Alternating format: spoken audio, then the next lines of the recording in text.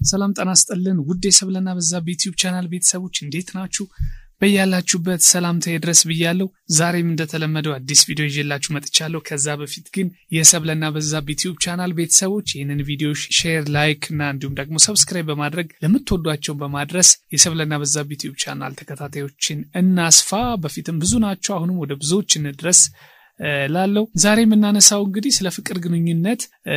በተለይ ደግሞ ሳያቁት ሁለቱ ያላቸው ፍቅር ግንኙነት አልቆ ወይም ጥያቄ ውስጥ ገብቶ ነገር ግን እየኖሩ ሊሆን ይችላል፣ አብረው ይሆናሉ። በዛ ውስጥ ግን ብዙ ችግሮችን እያሳለፉ ሊሆን ይችላል። ስለዚህ ያላቸው የፍቅር ግንኙነት አደጋ ላይ ከሆነ ምናልባት ባንዳቸው ላይ ደግሞ ችግር ሊያመጣ ስለሚችል አንዱ ተጎጂ ሊሆን ስለሚችል ይህንን ነገር ማስተዋል አስፈላጊ ስለሆነ ነው። ለምን ያስፈልጋል? አንደኛ ማደስ ከተቻለ የፍቅር ግንኙነታችሁን ታድሱታላችሁ፣ ወደ ነበረው ወደ በፊቱ ለመመለስ ትሞክራላችሁ። ምክንያቱም እንዴት የፍቅር ግንኙነትን ማደስ ይቻላል የሚሉ ቪዲዮዎችን ከዚህ በፊትም ሰርተናል፣ ነገም ከነገ ወዲያም ሰራላችኋለሁ። ሁለተኛው አድቫንቴጅ ደግሞ አንዱ ከሚጎዳ ወይም ደግሞ ሁለታችሁም በዚህ ጉዳይ ከምትጎዱ ከዛ በፊት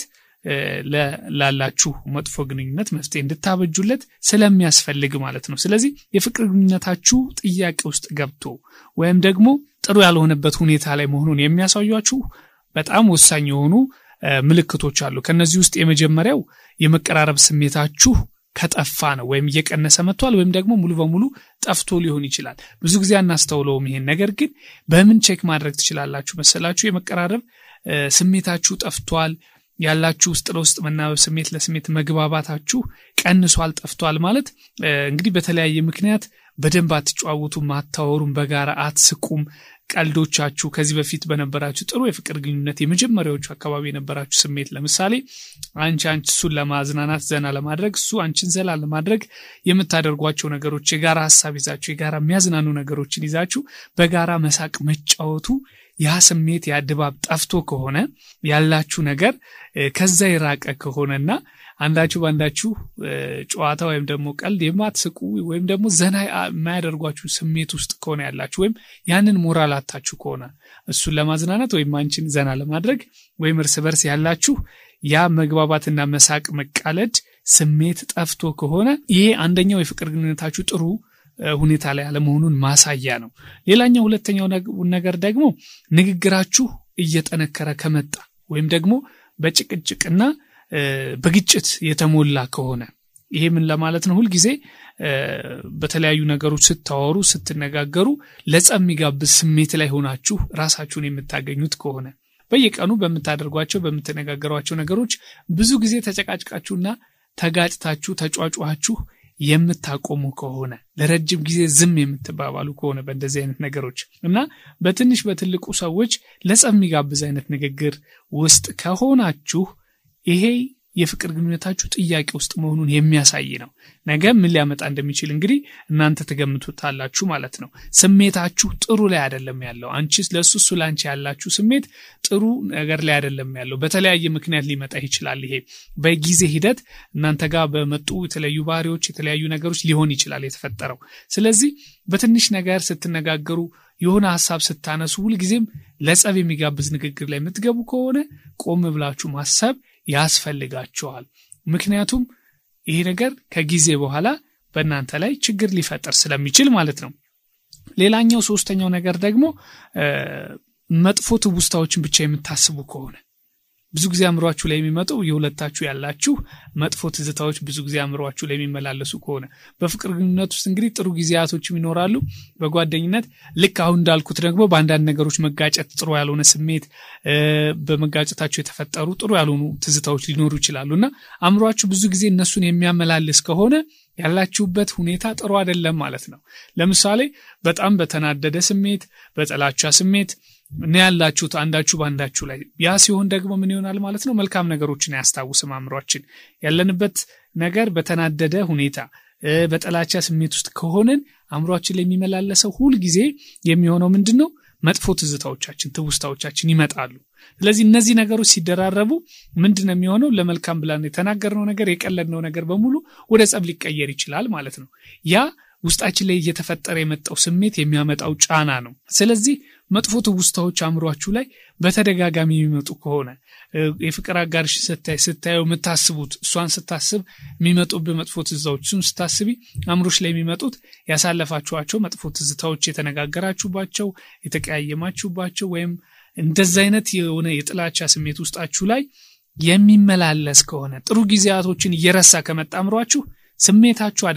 አደገኛ ሁኔታ ላይ ነው ያለው ማለት ነው ስለዚህ ወይ በተናደደ ስሜት ውስጥ ነው ያላችሁት ለረጅም ጊዜ በዛ ሰው ወይ ደግሞ በጥላቻ ስሜት ውስጥ ነው ያላችሁት ስለዚህ የፍቅር ግንኙነታችሁ ጥያቄ ውስጥ ገብቷል ማለት ነው ሌላው አራተኛው ነገር የሚሆነው ምንድነው ስለወደፊታችሁ ምንም አይነት ነገሮች ከሌሉ ወይም ደግሞ የወደፊት ፕላናችሁ ጥያቄ ውስጥ ገብቶ ከሆነ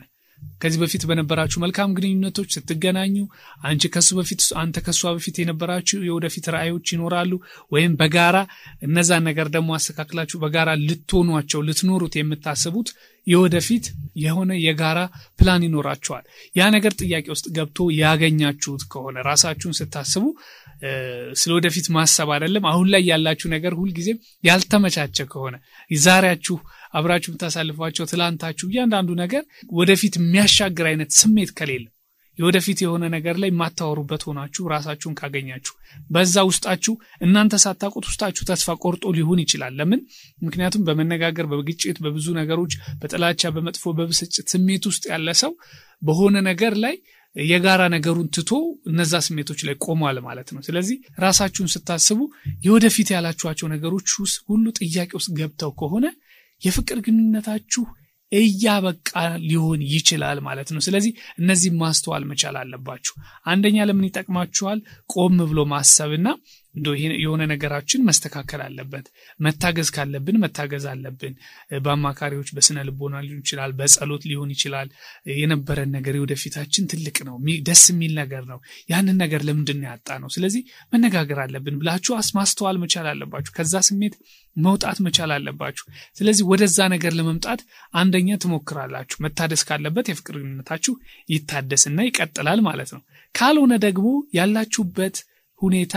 አደገኛ ነው ማለት ነው ስለዚህ ወይ ሴት ወይ ወንድ በዚህ የፍቅር ግንኙነት ውስጥ ሊጎዳ ይችላል ወይ ልባችሁ ይሰበራል ወይ ደግሞ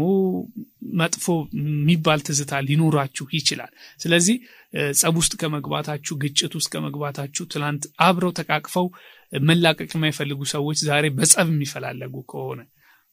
ከበድ ስታረጉትም እንግዲህ ከዛም ባለፈ እስከ መፈላለግ ሊመጣ ይችላል ስለዚህ ማስተዋል አስፈላጊ ነው ፍቅር ግንኙነታችን እንዴት ነው መጠበቅ ያለብን ምን ላይ ነው ያለው የሚለውን ለማወቅ ስለሚረዳን ማለት ነው ስለዚህ እነዚህ ነገሮች አስተውሉና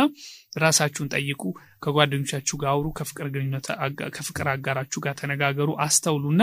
ስለወደፊታችሁ የወደፊታችሁ ምን ሊሆን እንደሚችል ቀድማችሁ ማየት መቻል ስለዚህ መቆም ያለበት ነገር ካለ እንድታቆሙት መቀጠል ያለበት ነገር ካለ እንዲቀጥል ስለዚህ እነዚህ ነገሮች ማሰብ ያስፈልጋል ሰብለና በዛብህ ዩቲዩብ ቻናል ሁሉ ጊዜም ለእናንተ ይጠቅማሉ የምንላቸው ቪዲዮዎች እናመጣለን ከወደዳችሁት ለጓደኞቻችሁ ሼር አድርጉ ለምትወዱት ሰው አካፍሉ ላይክ ሰብስክራይብ እና ሼር ማድረግ አትርሱ በሌላ ቪዲዮ እንገናኛለን ቻው ቻው